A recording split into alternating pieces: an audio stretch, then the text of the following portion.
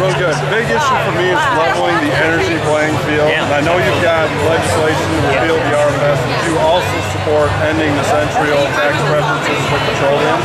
Listen, I think it should be a level playing field. So any subsidies on any energy source, whether it's oil and gas, whether it is wind or solar or anything else, I think we should end subsidies.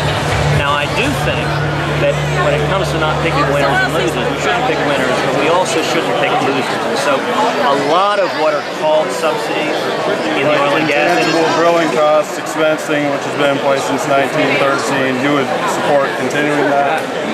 those are, I believe, analogous to ordinary business deductions that every other industry gets, because that's essentially capital costs that you're putting in place. And so If you're drilling in oil.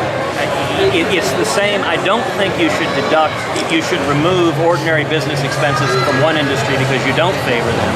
I think it should be a level playing field. And so just like if you're building a windmill, you're allowed to depreciate it. In fact, under my tax plan, you would immediately expense the cost of building that windmill.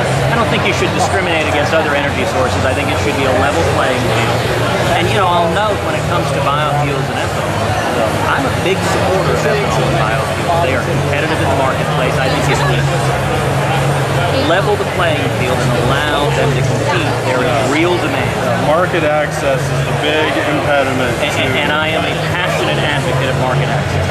And I think that's a much better way to do it rather than getting Washington in the business of, when you have Washington picking winners and losers, one of the things it means is that every year, every industry has to go back on bended knee and frankly kiss the behinds of politicians.